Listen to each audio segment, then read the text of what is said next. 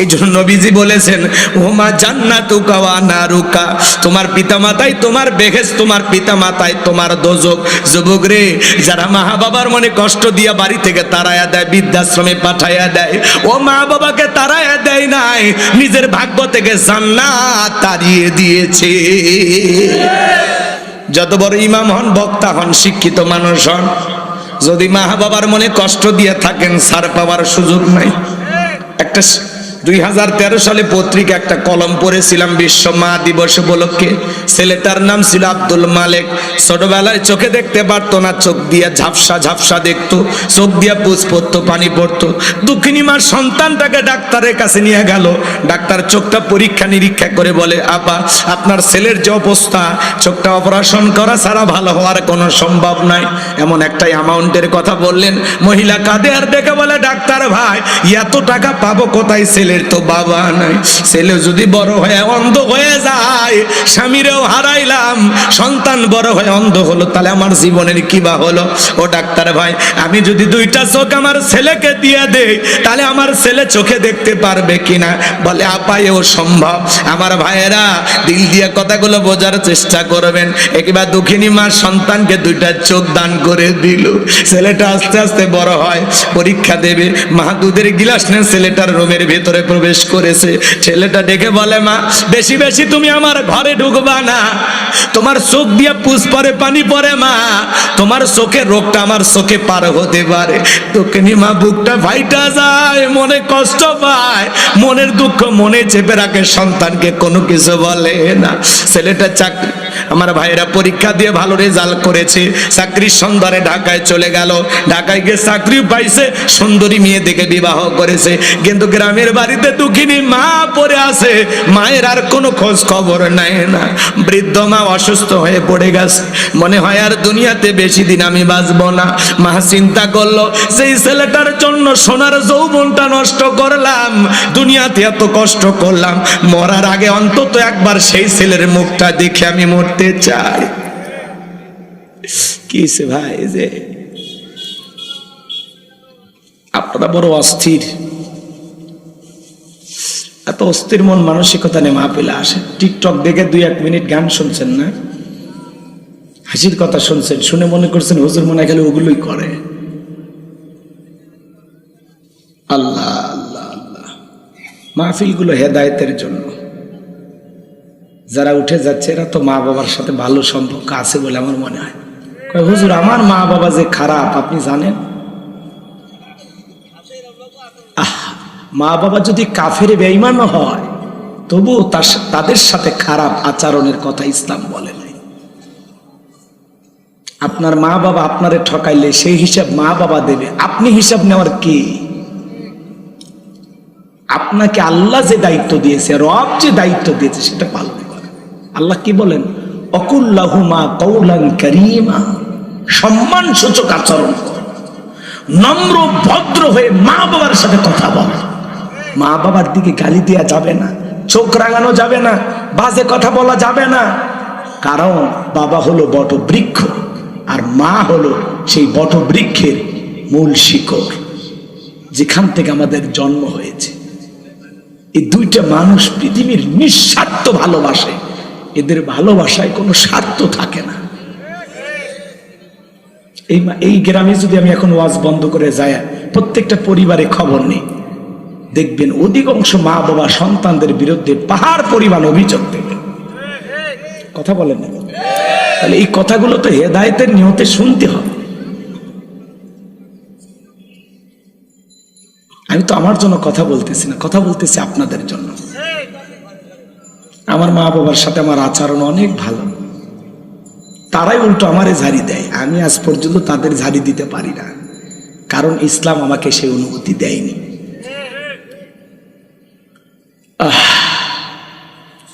ছেলেটার মা তখন চিন্তা করলো, মরার আগে একবার ছেলেটাকে কি দেখতে চায়। বন্ধু বান্ধবের কাছ থেকে ঠিকানা নিয়ে ঢাকায় চলে গেল। দারোয়ানকে যখন পরিচয় দিয়েছে, দারোয়ান গেটটা খুলে দিয়েছে। দুঃখিনী মা যখন বাড়ির ভিতরে প্রবেশ করেছে, ছেলেটা মাকে দেখার পরে চলে আসে বাজার। দৌড়ে এসে বলে, মা কেন তুমি আমার শ্বশুর বাড়িতে এসেছো মা?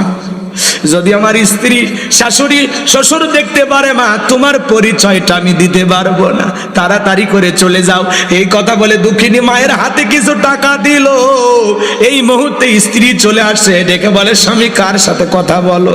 এই সেরা শাড়ি পরা মহিলাটা তোমার কে হয়? ছেলেটা মায়ের পরিচয় গোপন করে বলে, এই মহিলাটা আমার গ্রামের বাড়ির কাজের মহিলা। কন্যা উজবিল্লাহ। স্ত্রী চলে গেল। দুঃখিনী মার দুই গাল বেয়ে চোখের পানি পরে আর ডেকে বলে, আব্দুল মালেক, তোর বাবা যেদিন মারা গেছে আমি চাইলে অন্য জায়গায় বিয়ে করতে পারতাম, কিন্তু তোর মুখের দিকে তাকাইলে আমার আর দুনিয়ার কিছুই ভালো লাগতো না রে বাবা। আমি আমার যৌবনটাকে উপভোগ করার জন্য চাইলে আর একটা স্বামী ধরতে পারতাম, কিন্তু সে যদি তোরে সন্তানের মতো আদর না করত, আমার কাছে ঘুমাইতে না দিত, সে যদি তোর সাথে খারাপ ব্যবহার করত, এইটা দেখা সহ্য করার মতো শক্তি আমার না। এই জন্য আমি তোর মুখের দিকে তাকায়া মানুষের বাড়িতে চাকরের কাজ কইরা, চাকরানির কাজ কইরা তোর মুখে খাবার তুলে দিয়েছি, তোরে পড়াশোনা করাইছি। মাঝে মাঝে যখন অসুস্থ হইতিস রে বাবা, আমি মা সারা রাত জায়গা তোর সেবা করতাম। তাহাজ্জুদের যাই না, মাঝে চোখের পানি ছেড়ে দিকে দেখা যায় আল্লাহকে বলতাম, আল্লাহ আমার হায়াত নিয়ে হলে আমার আব্দুল মালিককে তুমি বাঁচাইয়া রাখো। আজকে বইয়ের সামনে মারে চাকরানি বানা দিলি রে বাবা। এই প্রতিদান যদি তোর কাছে পাবো, এটা যদি আমি কখনো জানতাম, কোনোদিন তোর কাছে মায়ের পরিচয় নিয়ে দাঁড়াইতাম না। এই নে তোর টাকা, তুই পকেটে রাখ বাবা। আমি মা তোর টাকা নিতে আসি নাই, আমি আসছিলাম জীবনের শেষবারের মতো তোর মুখটা দেখার জন্য। দেখার স্বাদ মিটে গেছে বাবা, ভালো থাক, সুখে থাক। বুক ভরা ব্যথা নিয়ে আমি মা চলে গেলাম, আর কোনোদিন মায়ের পরিচয় নিয়ে তোর বাড়িতে আসবো না। এই কথা বলে জনম দুঃখিনী মা চলে গেল। অসুস্থ অবস্থায় বিনা চিকিৎসায় দুঃখিনী মা মারা গেল। এলাকার মানুষ ধইরা মারে দাফন করে দিল। কয়েক মাস পরে চাকরির প্রমোশন এই ছেলেটা যখন এলাকায় আসছে, হঠাৎ করে মায়ের কথা মনে হয়ে গেছে। দরজায় ডাক দেয়, মা দরজা খোলো। দুঃখিনী মা দরজা খুলবে কিভাবে? আবার মা বলে ডাক দেয়। মা যেই খাঁচাই বসবাস করতো, খাঁচা আছে কিন্তু খাঁচার ভিতরে বসবাস করা মা নামের পাখি উড়াল দিয়েছে। পাশের বাড়ির চাষির ঘুম ভেঙে গেছে। কে বা তুমি? মা মা বলে ডাক দাও। ডেকে বলে, চাষি আমারে চেনো না? আমি আব্দুল মালিক, আমার মা কোথায়?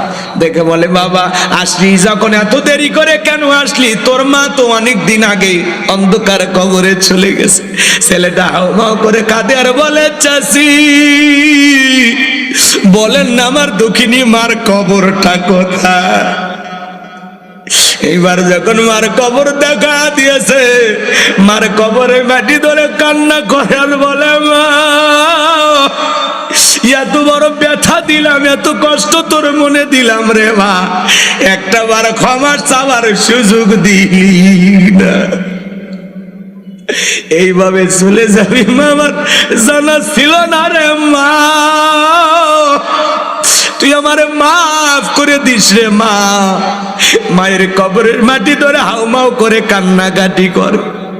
চাষি ডেকে বলে, বাবা এইভাবে মা বলে কাঁদলে কি তোর মা কোনোদিন ফেরত আসবে?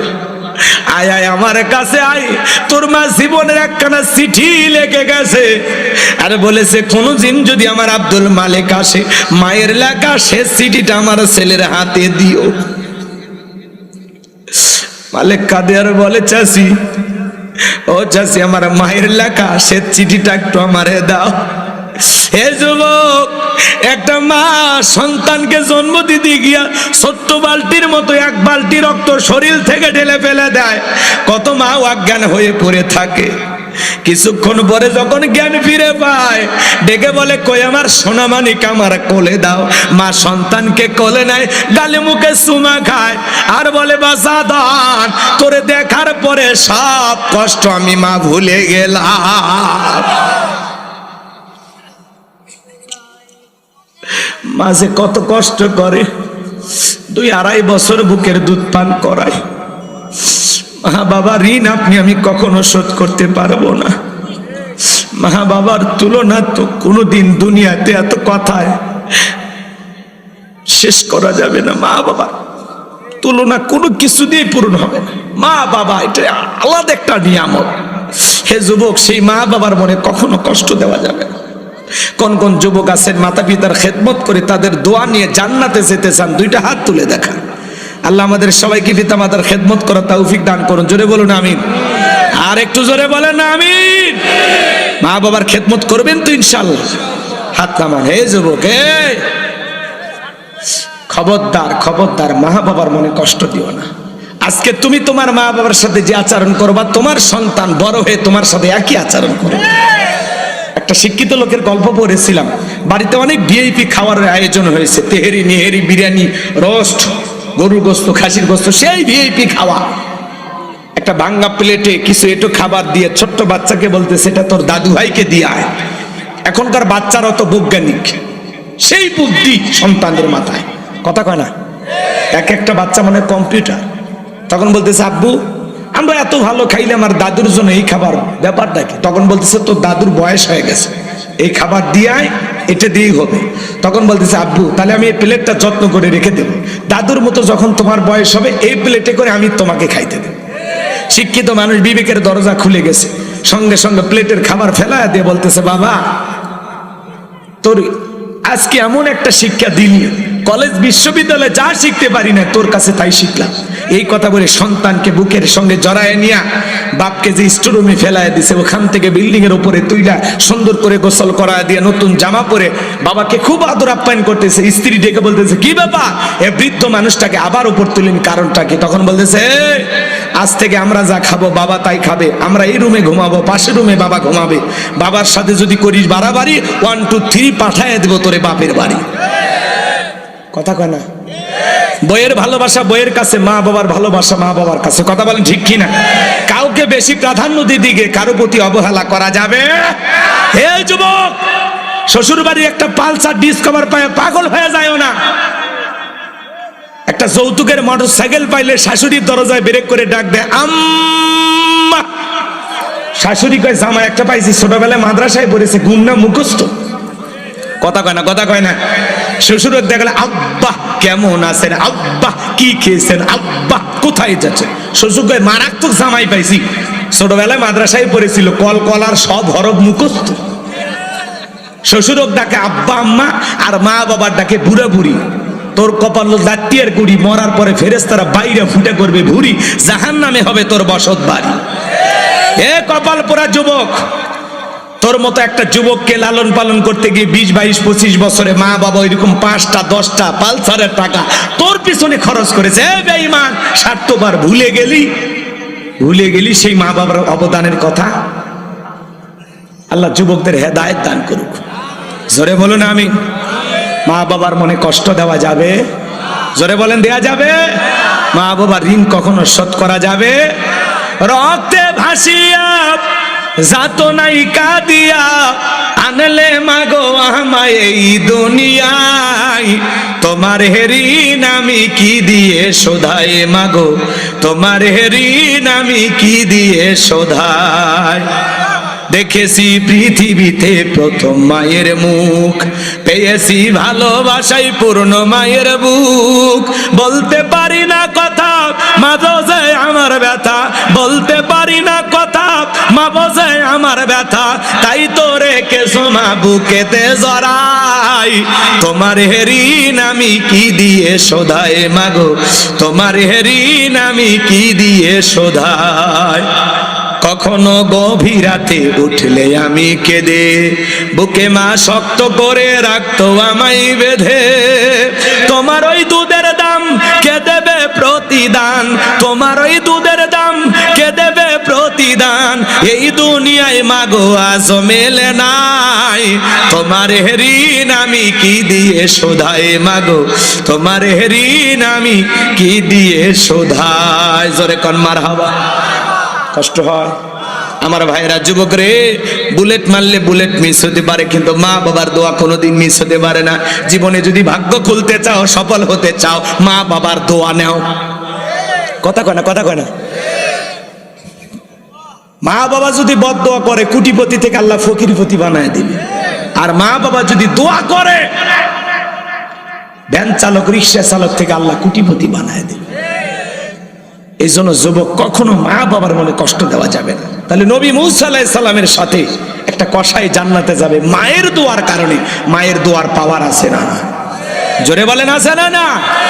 সেই মা বাবার সাথে আমরা কখনো অবহেলা করব না। আজকে আমি আমার মা বাবার সাথে যা করব, আমার সন্তানও তাই করবে। বিদায় সাবধান, সাবধান। 2 দিন আগে আর পরে কোনো মা বাবাকে অবহেলা করা যাবে না। আমার ভাইয়েরা, লম্বা করার সুযোগ নাই, যে কথা বলতে চাচ্ছিলাম দিল দিয়া কথাগুলো বুঝবেন। আমার আল্লাহ রাব্বুল আলামিন বলেন, ফি জান্নাতি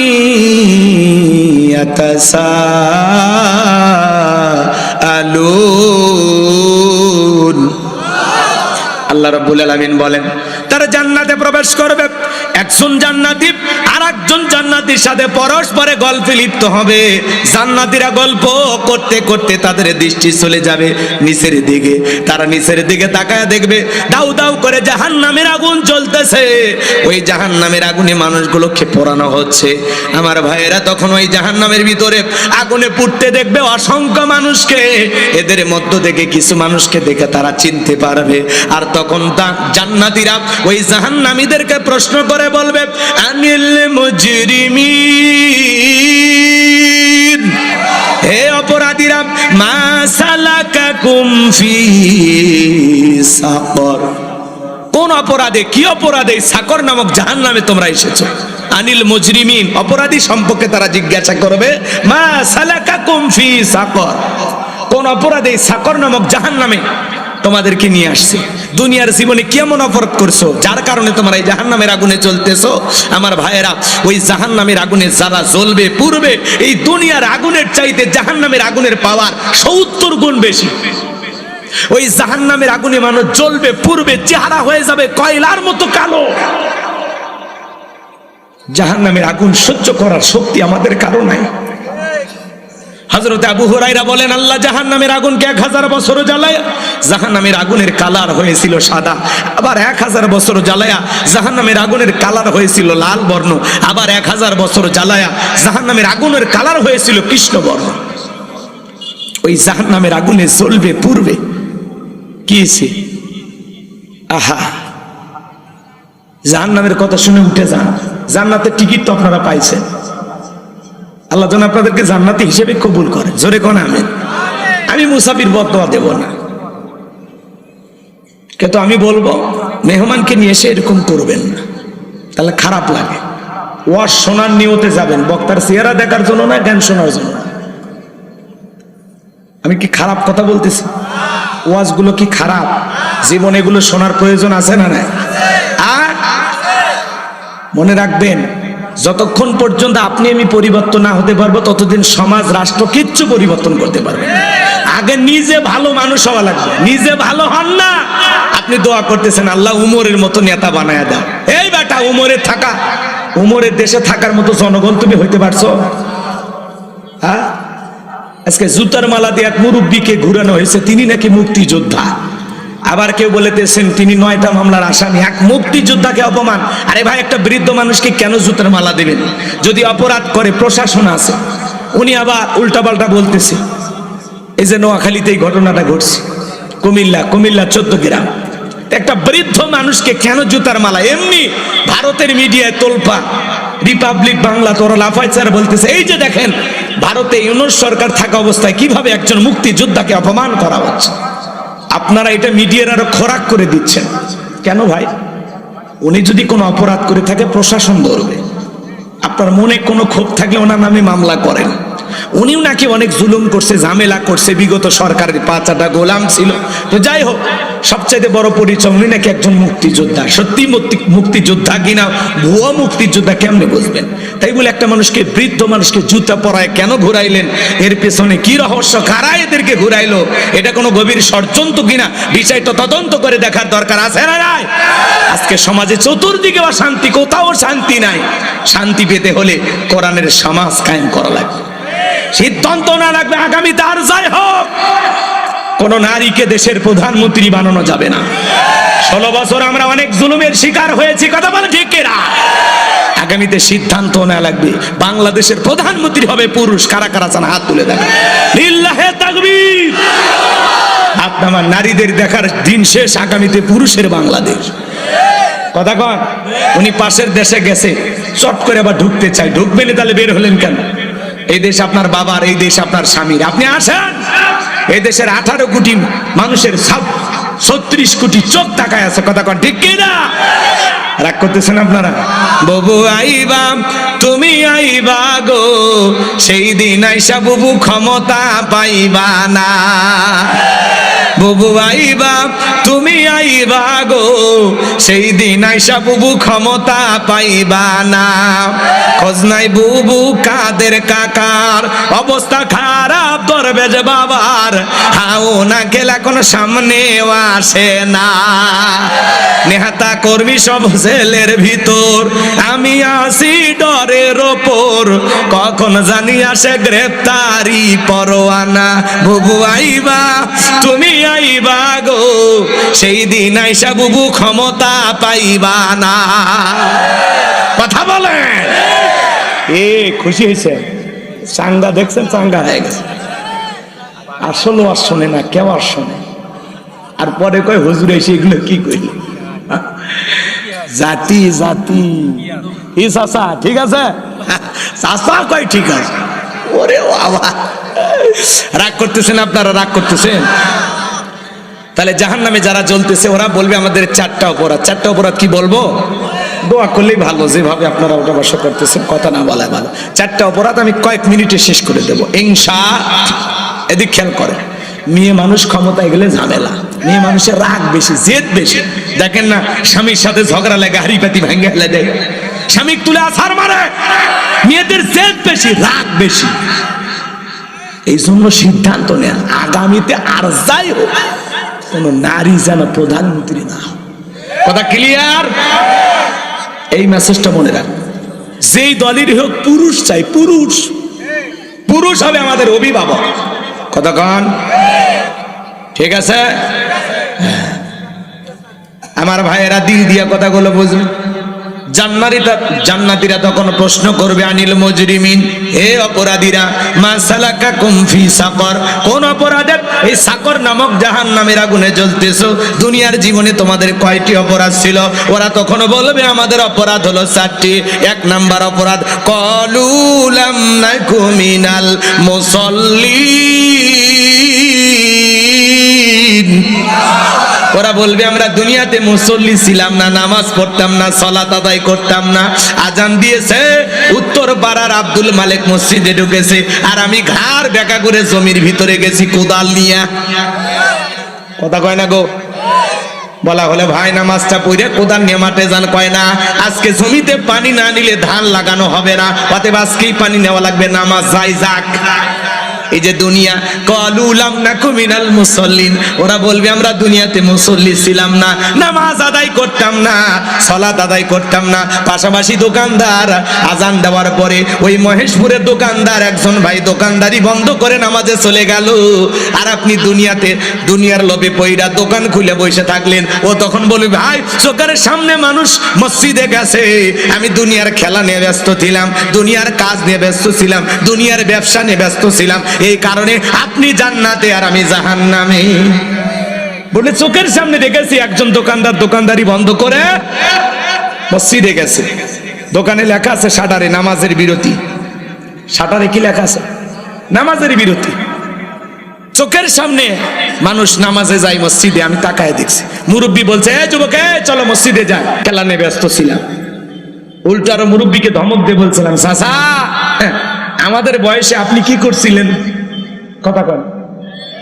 এইবার মুরব্বী চাচা মন খারাপ করে মসজিদে চলে যায়, আর যুবক বলে মুরব্বী কেমন দিলাম, ভালোই দিছি। তুমি মুরব্বীকে দেও নাই, নিজেরটা নিজে কি দিছো, কথা কন। মুরব্বীর কথা শুনে যদি মসজিদে যাইতা কপাল খুলে যাইতো। আজকে নামাজের দাওয়াত দিলে আপনার ভালো লাগে না, এই জন্য তারা বলবে ক্বালু লাম নাকু মিনাল মুসাল্লিন, আমরা তো মুসল্লি ছিলাম না, সালাত আদায় করতাম না, দুনিয়াতে নামাজ পড়তাম না। তাহলে যারা নামাজ পড়ে না তারা যাবে সাকর নামক জাহান্নামে। তাহলে নামাজি হয়ে জান্নাতে যাওয়ার দরকার আছে না নাই? কারা কারা নামাজি হয়ে জান্নাতে যাবেন হাত তোলেন তো দেখি। আল্লাহ আমাদের সবাইকে 5 ওয়াক্ত নামাজি বানায় দেন, জোরে বলেন না আমিন। আর একটু জোরে বলেন আমিন। আমার ভাইয়েরা, ওরা ওদের 2 নাম্বার অপরাধ বলবে, ওয়ালাম নাকুনু তুইমুল মিসকিন। ওরা বলবে আমাদের 2 নাম্বার অপরাধ, আমরা মিসকিনদের সহযোগিতা করতাম না, দুস্থ অভাবগ্রস্ত মানুষকে সাহায্য করতাম না, মিসকিন সাইল দরিদ্র যারা আছে তাদেরকে সহযোগিতা করতাম না। বাজান গো আমার, এই মিসকিনদের হক নষ্ট হয় 2 ভাবে, একটা হলো রাষ্ট্রীয় ভাবে আর একটা হলো সামাজিক ভাবে। আপনারা যারা ধনী আছেন আপনাদের সম্পদের ভিতরে গরিবের হক আছে না নাই? তাহলে গরিব মানুষকে একটু সহযোগিতা করার দরকার আছে না নাই? সাহায্য দেওয়ার দরকার আছে না নাই? আল্লাহ রাব্বুল আলামিন বলেন, ওয়া আম্মাস সাইলা ফালা তানহার, খবরদার তোমার দরজায় কোন সাইল দরিদ্র লোক গেলে খালি হাতে ফেরত দিও না, কিছু না কিছু দিয়ে বিদায় দাও। নবীজির কাছে একজন ফকির এসে বলে, নবী আমার একটা জুব্বা দেন। বিশ্ব নবী নিজের পরনের জুব্বা খুলে দিয়ে দিলেন, বলুন সুবহানাল্লাহ। আসমান থেকে জিবরাইল আসলেন জান্নাতি জুব্বা নিয়ে, সুবহানাল্লাহ কোন। এই জুব্বা পরায় দিয়ে বলে, নবী আল্লাহ বলেছেন যদি আপনার থাকে তাহলে দিবেন, নিজেরটা খুলে দেওয়ার দরকার নাই। আপনার যদি অবশিষ্ট থাকে 2টা তাহলে একটা দিয়ে দেবেন। আল্লাহ রাসূল কেমন মানুষ ছিলেন, নিজের পরনের জুব্বা খুলে ভিক্ষুককে দিয়ে দিয়েছেন, সুবহানাল্লাহ। আর একদিন এক সাইল দরিদ্র নবীজির কাছে এসে বলে, নবী আমার কিছু দেন। আল্লাহ রাসূল বলে, আমার কাছে যেটা আছে এটাতে হবে না, আমার জামাই ওসমানের কাছে যাও। এইবার ফকির চলে গেলেন ওসমানের কাছে, যা দেখে হযরতে ওসমান সলতে শিখতেছে। সলতে চেপা বোঝেন, কথা কয়, ল্যাম্প ছিল না আগে, ওইটাতে যেটা দিয়ে আগুন জ্বলতো, তেল যেটাতে উঠতো, ওইটা চিপে চিপে তেল বের করতেছে। ফকির চিন্তা করে, আমিও তো এরকম জীবনী করিনি, এই মানুষ ভিক্ষা দেবে। নবীর কাছে চলে গেছে, যা বলে, নবী সলতে চেপে ভিক্ষা চাইনি, যে কৃপণ ভিক্ষা দেবে। আল্লাহ রাসূল বলতেছে, আমার নাম বলছো তুমি? কয় না। ভিক্ষা চাইছো? কয় না। এইবার যায় দেখে তুলে ধরে। কি ধরে? আকাশে তুলে উড়ে বেড়াইতেছে, সে তুলে কি করে, ধরে ধরে পাথরের নিচে রাখে। এই দৃশ্য দেখে বলতেছে, সেই লোক তুলে উড়ে যাবার দিচ্ছে না, এই লোক টাকা দেবে। চলে আসছে, আসে বলে, নবী তুলে ধরে। আল্লাহ রাসূল বলতেছে, চাইছিলে? কয় না। আবার যা। এইবার যায় দেখে পিপিলিকার মুখ থেকে খাবার খুলে খুলে নিচ্ছে। ওই চিন্তা করে, আমি ভিক্ষুক হয়ে জীবনে এই কাজ করি, পিঁপড়ের মুখ থেকে যে লোক খাবার খুলে খুলে নিচ্ছে সেই লোক ভিক্ষা দেবে। চলে গেছে, যা কয়, নবী পিপিলিকার মুখ থেকে খাবার নেই, এই মানুষের কাছে ভিক্ষা চাওয়া যায়? আমার নবী বলে, তুমি যায় আমার কথা বলবা, কি করে না করে কিচ্ছু দেখবা না, যাও। এইবার যায় দেখে ওসমান কোনো কাজ করতেছে না, বসে আছে। এবার সুযোগ পাইছে, ভয়ে ভয়ে বলতেছে, বিশ্ব নবী আপনার কাছে আমারে পাঠাইছে, কি দিবেন বলেন। হযরত ওসমান ডেকে বলে, যেহেতু নবীজি তোমারে পাঠিয়েছেন, ঘরে যেটুকু আছে এটুকু দিলে হবে না? আমার ব্যবসায়ী কাফেলা কোন ফিরে আসবে, ওই কাফেলা থেকে তোমাকে দেব খুশি করার মতো। দেখবেন ফকিরদের কিন্তু ধৈর্য কম, আমি বসে থাকতে পারবো না, দিলে দেন, না হলে আরো 2 বাড়িতে যাবো। কথা কয় না কে? ফকিরদের ধৈর্য কম না ভাই, ধৈর্য কম। আর ফকিরেরা কিন্তু চালাক হয়। ফকিররা কি হয়? ঢাকা শহরে এক ফকির ভিক্ষা করে, কলিং বিলের চাপ দেয়, ওপর থেকে বলে, ভাই কি, কে আপনি? কয় আমি ফকির, একটু ভিক্ষা দেন। কয় অন্য বাড়ির যান। কলিং বিলের চাপ দেয়, প্রত্যেকটা বাড়িতে এই অবস্থা হয়। এবার চিন্তা করছে খালি কলিং বেলে চাপ দিব না, ওপরে যে কথা বলবে ওরে নিচে নামাবো। কলিং বেলে চাপ দিছে, উপরে যিনি বলতেছে ভাই কি, ভাই নিচে নামেন, কথা আছে। কি আছে? কথা আছে। এবার ফকিরের কথা শুনে নিচে নামছে। নামার পরে বলতেছে ঢাকা শহর, ভদ্র মানুষ বসবাস করে, আমিও ফকির হলেও তোর মান সম্মান আছে, তো চিল্লা কেমনি টাকা চাই, আমি ফকির ভাই কিছু ভিক্ষা দেয়। তখন বলতে চাই বেটা, এটা তো জোরে বললেই পারতিস, আমি চাইলে দিতাম, না চাইলে না দিতাম। কয় না ভাই এত জোরে বলবো, ফকির হলে তো আমার একটা সম্মান আছে। তখন বলতেছে ও তাই, ঠিক আছে চল। এই ফকিরকে নিয়ে 3 তলায় গেছে, যা বলতেছে ভাই আমার কাছে কিছু না, আপাতত মাফ করে দেন। তখন বলতেছে ভাই এই কথা তো নিচে বললেই বলতে পারতেন। কয় না, তুমি ফকির হয়ে যদি তোমার সম্মান থাকে, আমি ঢাকায় বসবাস করি, আমার সম্মান নাই, আমি নিচে কেন মাফ চাবো? এজন্য উপরে তুলে মাফ চাইছি। ফকিরও যেরকম চালাক, জনগণও হয়েছে এরকম চালাক। কথা কান ঠিক কিনা? হাত পাতলে কয় খুরসে নাই, কয় 1000 টাকা নোট, ওই ফকিরের যে ঝোলায় আছে 5000 টাকার নোট থাকলে ভেঙে দিবে। কথা কান ঠিক কিনা? এই জন্য ভাই দিতে কৃপণতা করবে না, গরিব দুঃখীকে দিলে কমে না, আল্লাহ বাড়ায় দেয়। আর কষ্ট না দিই আপনাদেরকে। শোনেন শোনেন শোনেন, আমার তো নিয়ত আছিল 10টায় দিলে 12টায় প্রোগ্রামটা শেষ হয়ে যেত। 12টার পরে ওয়াজ করা আসলে কঠিন হয়ে যায়, আমাদের জন্য অনেক দূরের রাস্তা। তো যাই হোক, এইবার হযরত ওসমানের কাছে ওই লোকটা যখন অস্থিরতা দেখাইলো, হযরত ওসমান তখন বলতেছেন একটা চিঠি লিখে দিই, যেহেতু আপনি দেরি করবেন না, এই চিঠিটা আমার ব্যবসায়ী কাফেলার যে প্রধান আছে তারা দেখাবেন, সে আপনাদের দিয়ে দেবে। আচ্ছা ঠিক আছে। এই চিঠির ভিতরে হযরত ওসমান লেখা দিয়েছেন, এই ভিক্ষুক যায় যেইটা পছন্দ করবে ওই উঠের উপরে যত মাল সামানে থাকবে সব দিয়ে দেবে। এইবার ফকির যায়া কাফেলার সেই সর্দারকে ওইটা দেখাইছে। ওইটা দেখার পরে বলতেছে দেখেন কোনটা। তো ফকির তাকায় দেখে সামনের যে উটটা, সেটার উপরে সবচেয়ে বেশি মাল সামান, ওইটা ধরছে, ধরে বাড়িতে নিয়ে গেছে। এইবার যত উট আছে সব লাইন ধরে ফকিরের বাড়ি চলে গেছে। সুবহানাল্লাহ। কোন এই দৃশ্য দেখে ফকির চিন্তা করলে এতগুলো তো দিবে না, নবীজির কাছে চলে আসছে। নবী ওসমানকে ডাকলেন, ডাকে বলতেছে ওসমান তুমি নাকি সলতেছে। তখন বলতেছে আপনি নবী বলেছেন অপচয়কারী শয়তানের ভাই, তো এই তেলটা নষ্ট করে লাভ কি, এই জন্য চিপে রেখে দিয়েছি। তুমি নাকি তুলে ধরো, তুলেগুলো অপচয় নষ্ট হচ্ছে, উড়ে উড়ে বেড়াতেছে, ধরলাম। ওইটাতে একটা বালিশ বানালে মুসলমান কোনো ভাই মাথায় দিয়ে আরামে ঘুমাইতে পারবে। সুবহানাল্লাহ, কি চিন্তা তাদের। তখন বলতেছে পিপিলিকার মুখ থেকে নাকি খাবার নাম। তখন বলতেছে নবী আমি প্রত্যেকটা প্রাণী আমার বাড়িতে যেগুলো আছে সবাইকে খাবার দিই, পিপিলিকার গর্তেও আমি খাবার খাইতে দিই, কিন্তু ওরা খাবারগুলো নষ্ট করতেছে। ওরা যে খাবার নষ্ট করতেছে এই খাবার খাওয়ার মতো তারা উপযুক্ত না, এটা অপচয় হয়ে যাবে, আল্লাহর কাছে জবাব দিতে হবে। এই জন্য আমি পিপিলিকার মুখ থেকে খাবারগুলো সংগ্রহ করেছি। সুবহানাল্লাহ। এইবার বলো উঠ যে সব চলে গেছে কি করবো? আপনি এটা বলেছেন 1 টাকা দান করলে 10 টাকা পাওয়া যাবে, আমি যা দেব, আমি তো আল্লাহর সাথে ব্যবসা করতে চাই, ফকিরের কাছে যা গেছে সব দিয়ে দিলাম। সুবহানাল্লাহ সুবহানাল্লাহ। আর আমরা সামান্য একটু ভালো খাবার হইলে দরজা লাগিয়ে দিয়ে কয় এই গেটটা ভালো করে টাইট করে লাগিয়ে দিয়ে, কোনো ফকির এসে যেন ডিস্টার্ব না। এই হিংসা নিয়ে খাইতে বসি আমরা নাকি মুসলমান, কোন পাগলে কর। বাড়িতে একটু শীতের দিনে পিঠা হয়েছে, ছেলে মেয়ের হাতে দিয়ে বলে বাইরে যা খাবি না, অমুকের ছেলে তোর সাথে খেলাধুলা করে, ও যদি তাকায় নজর দেয় তোর পেট খারাপ হবে। এত বড় হিংসা নিয়ে আপনি জান্নাতে যাবেন কোন দরজা দিয়ে? আপনার তো উচিত ছিল ছেলে মেয়ের হাতে দেওয়া, পাশাপাশি যে ছেলেটার সাথে মেয়েটার সাথে আপনার ছেলে মেয়ে খেলা করে বলা উচিত ছিল বাবা তুমি যে ওদের খেলাধুলা করো, ওরা তো পিঠা করেনি, তুমি তোমার বন্ধুকে একটা পিঠা দিয়ে আস। আপনার তো উচিত ছিল এইটা করা, আর আপনি কি করেন? আল্লাহ হেদায়েত দান করুক। এটা জোরে কর না আমিন, আরো আসতে বলেন আমিন।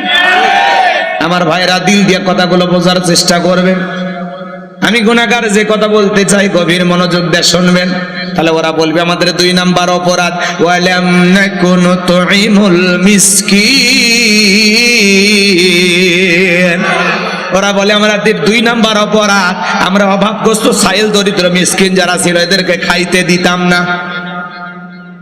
সাইল দরিদ্র মিসকিন অভাবগ্রস্ত যারা ছিল এদেরকে আমরা খাইতে দিতাম না, সাহায্য সহযোগিতা করতাম না।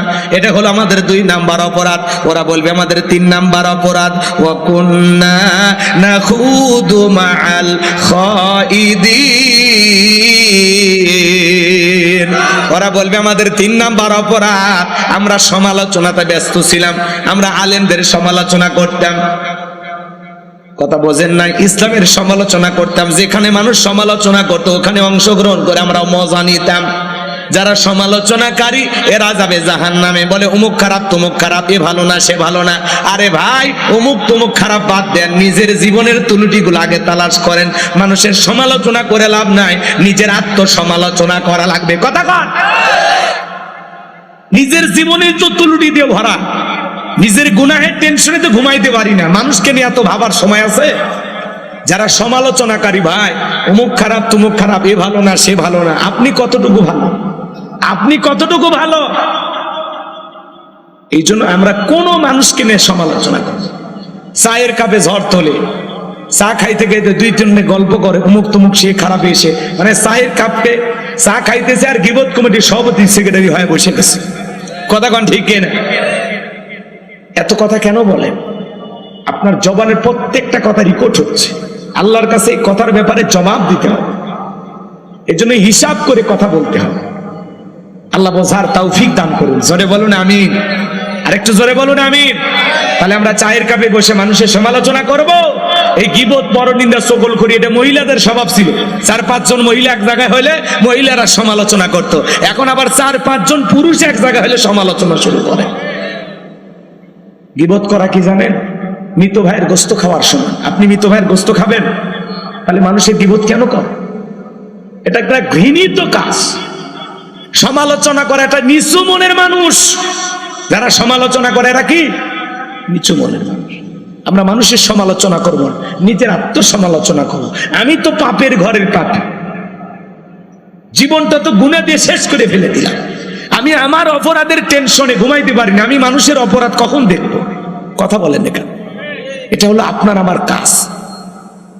নিজের চোখে সবাইকে ভালো মনে করবেন, নিজের চোখে সবচেয়ে নিজেকে নিকৃষ্ট মনে করবেন, যে আমি সবচাইতে বড় পাপী, আমি সবচাইতে বড় খারাপ। কথা বলেন না কেন আপনারা? উচিত কথা কইলে মন খারাপ। এখন উচিত কথা যদি কই পিঠের উপর দিয়ে যাবি নু, এই আনন্দ একটি সুলুক কিনে খাবে বগুড়ার স্পেশাল দোষ। যত দোষ নন্দ ঘোষ, সত্যটা বললে দোষ, করলে অন্যায়ের প্রতিবাদ, নামটা হবে তোমার মৌলবাদ, নামটা হবে তোমার জঙ্গিবাদ। কথা সহ্য হয় না। ইমামের পেছনে নামাজ পড়ে, ইমামের বিরুদ্ধে সমালোচনা করে, এই বাতা ভালো হয়ে যায়। যার পিছে নামাজ পড়লি,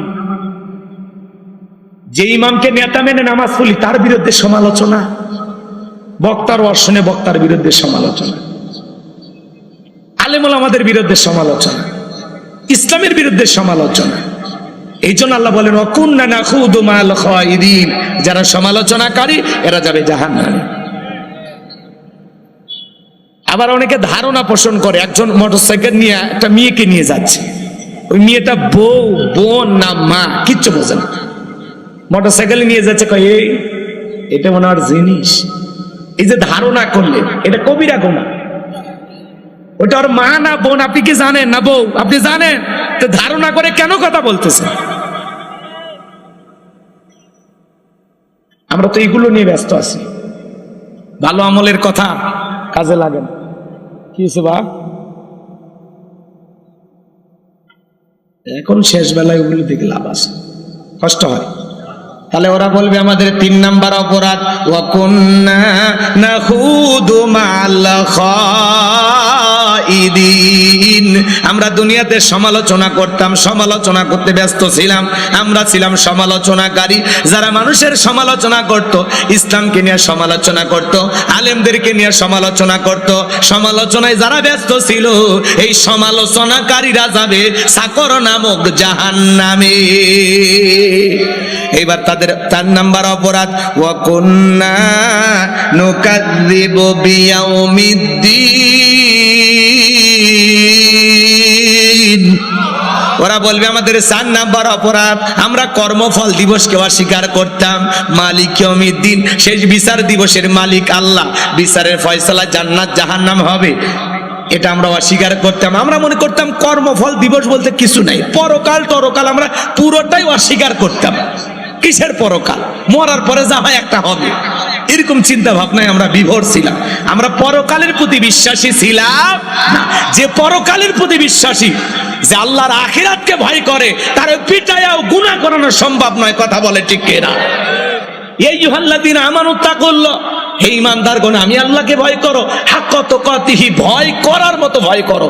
যার অন্তরে আল্লাহর ভয় আছে, পরকালের ভয় আছে, কবরের ভয় আছে, জাহান্নামের ভয় আছে, সেই মানুষ কখনো গুনাহ করতে পারে না।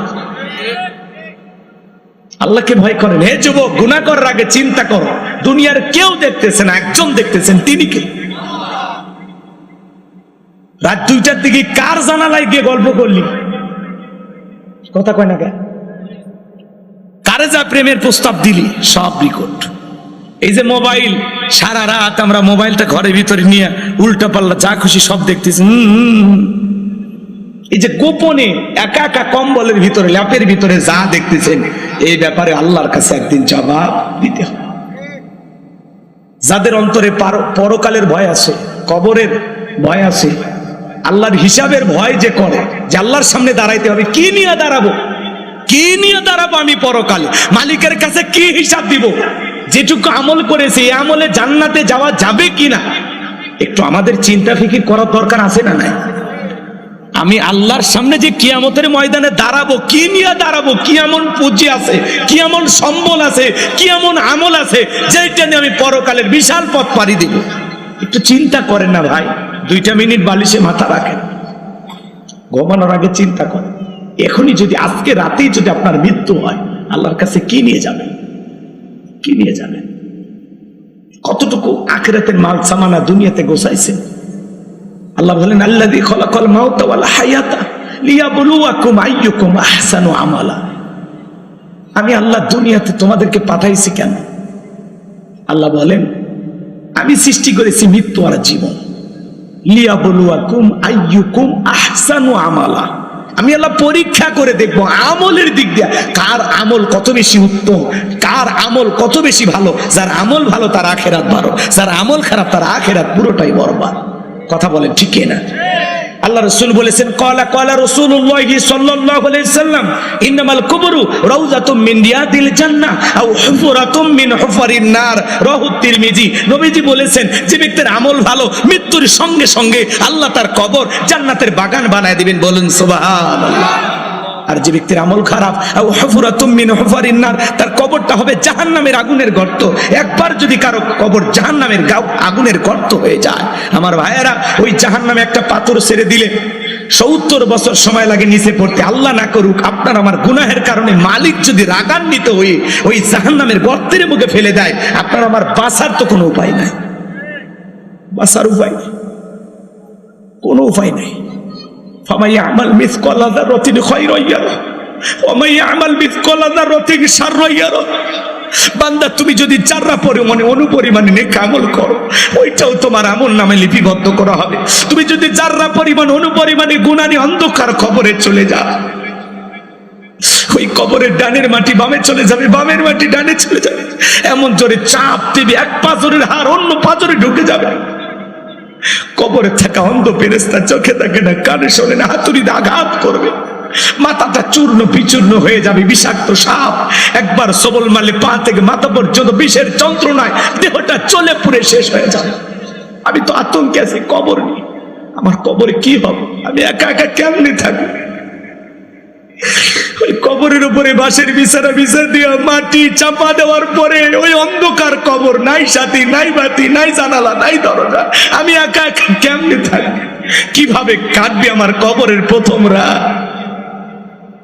যদি মালিকের ভয় থাকতো, আল্লাহর আযাবের ভয় থাকতো, আমরা গুনাহ করতে পারতাম না।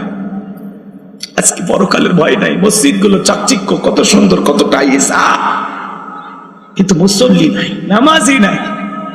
কথা বলেন না কেন? জুমায় তাও মোটামুটি মুসল্লি হয়, আসর মাগরিব এশা ফজরে মুসল্লি পাওয়া যায় না।